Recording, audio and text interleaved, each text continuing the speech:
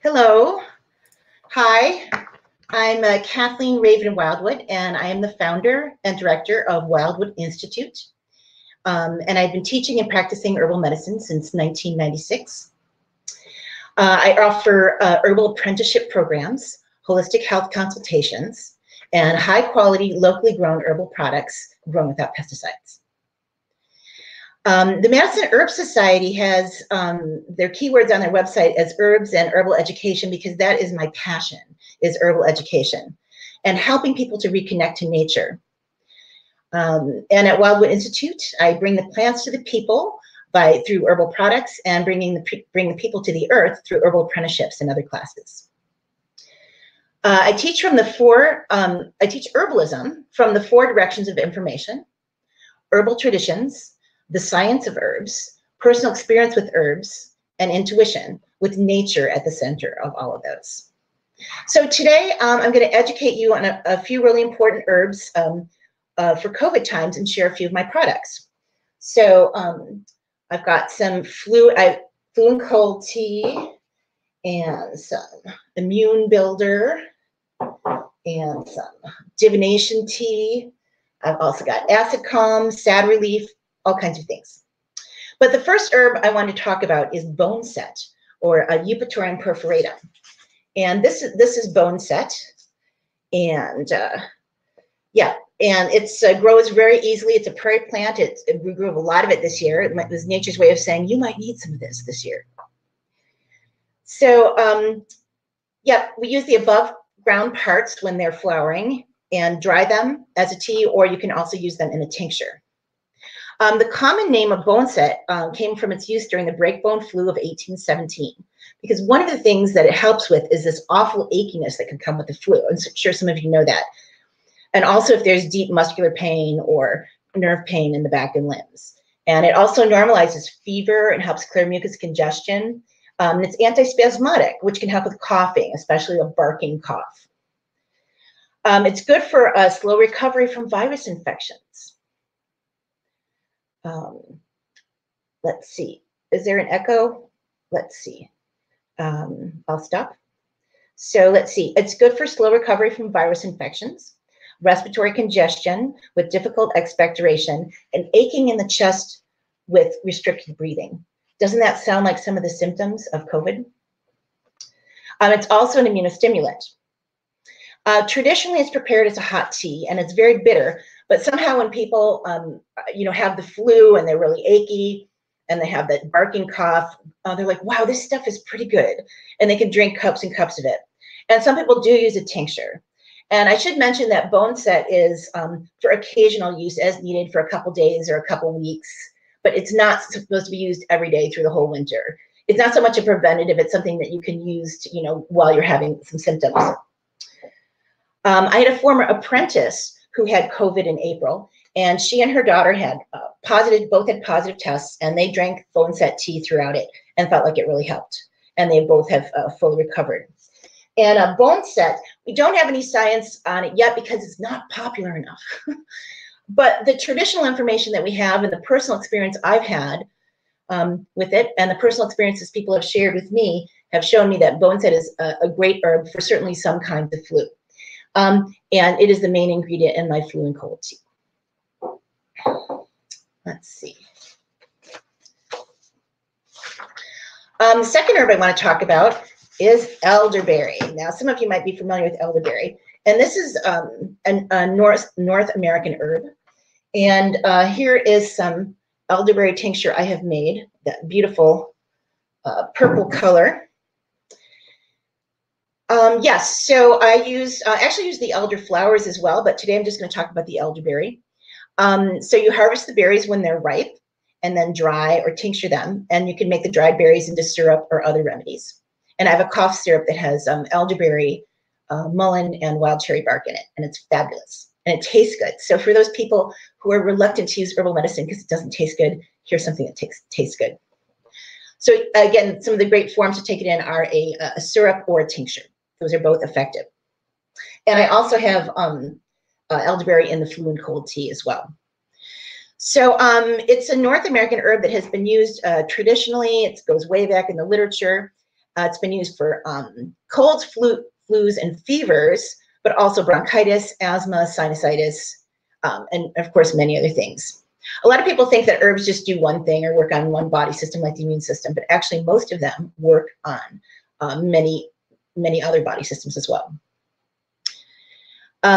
So the great thing about quality elderberry preparations, besides the fact that they taste good, is that it has been the subject of a number of randomized, controlled scientific studies published in peer-reviewed journals, including studies done on influenza A and B and H5N1.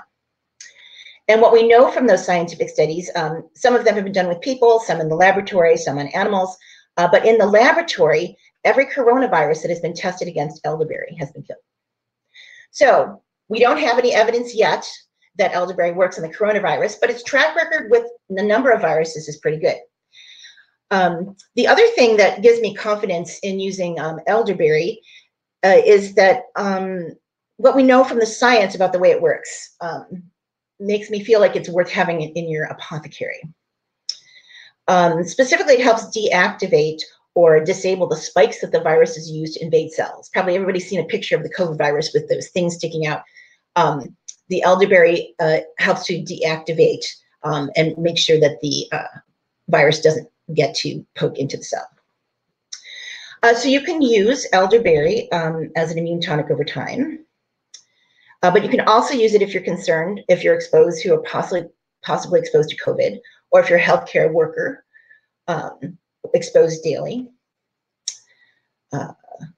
So I have a friend who freezes elderberries when they're fresh in the summer. And by the way, never eat a raw elderberry. It's not very good for you. It will not stay in your system. Let's put it that way. But you can dry them or cook them. But she freezes them, and you can also freeze them. And then she cooks them in an elderberry pie if she feels like her family's coming down with something. I also have an apprentice who makes elderberry popsicles. She just freezes the syrup or freezes the tea, and actually just you can put it in popsicle containers, but you can also just put it in ice cube trays. So that's a great thing. What I am sending my family members this season is a jar of flu and cold tea and some elderberry cough syrup so that they have these herbs around in case they are exposed to COVID. So let's see. I do have, again, I have other herbal products. I've got this immune builder tonic for those of you who need to support your immune system. It's got echinacea, calendula, and Siberian ginseng in it. And let's see, I also have some sad relief, which is for helpful for people. And it's got St. John's wort, rosemary, and wood betony in it. In the Middle Ages, herbs used against melancholy and evil spirits were St. John's wort and wood betony. And today we call that depression and negative thoughts. So sad relief is something that can help you, help support your nervous system in being healthy this winter. Let's see, I'm just checking the time. So I want to extend 2 offers to Madison Herb Society members and attendees of this fair. One, if you purchase at least $75 worth of products before shipping on our website, I will also send you a free 1-ounce tincture of your choice amongst my tinctures. And just write MHS Fair in the memo portion of your order. And the second offer is for those of you who are considering apprenticeship starting in May 2021. The apprenticeship will start in May and then go for 1 year through April, or one weekend per year through April 2022. Wow, that seems far away. I hope we can stop wearing masks by then. So if you go to Wildwood Institute, you can find our online store, information on apprenticeships, and a couple articles. And the last thing I'm going to mention is that I'm offering 4 virtual Ulbrich this winter, and I'll just say the names of them, but you can go to the Ulbrich website to register and find information.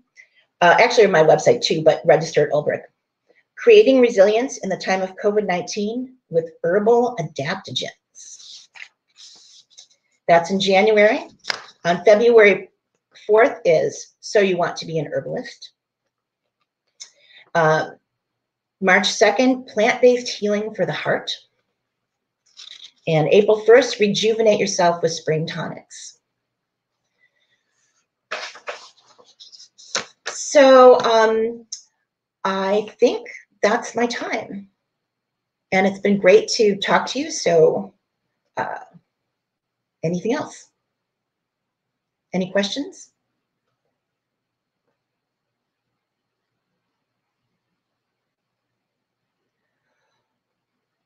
Okay. Anything else then? I guess it sounds like not. Well, oh, great. Thanks, Jasmine, for commenting. Kathleen, do I sign off? I guess. You know, before I believe Sheila is actually going to come on in just a moment to ask some questions. She's just getting herself back on right now. Let me see if we don't actually have any questions from the audience right now. But if anyone has any questions, this is a great time to get some wisdom from an obviously very knowledgeable herbalist. So why don't we just give it a second and see if anyone in the chat has any kind of questions for you. Carrie is asking if you can please repeat your special offers. Sure. Let's see. If you purchase at least $75 worth of products before shipping, I will also send you a free 1 ounce tincture of your choice from my tinctures. And that's, and write MHS Fair in the memo portion of your order. Okay, and we do have, if it's too hard to find. We do have two, well, I guess just one question that came in because one of them is a repeat of that. Okay. But one is, what is your suggestion as someone who wants to become an herbalist? Yeah, so to become an herbalist, you have to have a good education in order to use herbs safely and wisely.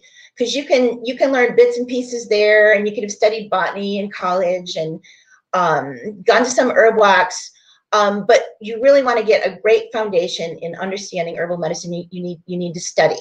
And there are certainly online programs and there are in-person programs. My program has been in person for over 15 years. And I teach all the basics, you know, how to use, we talk about plant identification. We talk about making herbal medicines. We go for herb walks. We actually make medicines. We also learn all the body systems. Like, for example, the digestive system and the health problems that come along with the digestive system, the herbs that are good for the digestive system, and other holistic treatments. So, so to be a good herbalist, you need to learn somehow in person. Because I was thinking about that with COVID this year. Like, should we go entirely, you know, virtually on, you know, online? But we can't taste anything. So you need to be able to taste, smell, look, feel, and touch. And so I would recommend getting some in-person training in a program such as mine, but there's also other good programs as well. Super. Can you see and hear me now? I can, Sheila. Hello. Great. Thank you. Hi, I'm Sheila from the Herb Society. And thanks so much to Kathleen. And we'll be taking a short lunch break now. And the fair will resume at 12:45 with Tess Evans of Creative Quintessence. She makes different kinds of skincare products, and she'll be telling us about those. And then at 12:50, Jean Schneider of Nativa Medica. She's a medicinal herbalist. And then at 1 p.m., Linda Conroy of Moonwise Herbs will return to tell us about her herbal business. And then at 1:30 is our final main speaker of the day with a long session. And that's Michael McLennan on making your own nourishing fermented granola. So thanks. I see Carrie asked about repeating the special offers. Did yes. You do that? Yeah. There's another special offer. Okay, so yeah, it would be that if you, let's see, hang on. Yeah, if you were considering doing an apprenticeship, if you apply to the program and are accepted, I will give you $150 off your tuition. So if you have to apply to the program, and if you're accepted, and I will give you $150 off your tuition. And they should mention that they attended the herb fair. Yes, yes, on their application. And the application's on the website, WildwoodInstitute.com. And then where you get the extra tincture if you order other products, you said to write MHS Fair where in the order? There should be like a memo portion on the web in the ordering area in the online store. If for some reason there's not, just click the email and said, hey, I ordered, I would like blah blah blah. So okay. Technology's been just failing me lately. Well, we're all learning I feel like things. Let's have a backup plan just in case the online store decides to go wonky again. So. Great. Well, super. All right. Well, thanks so much. Thank you. We'll end this session and we'll see everybody back here at 12:45. And have a nice lunch. See you soon.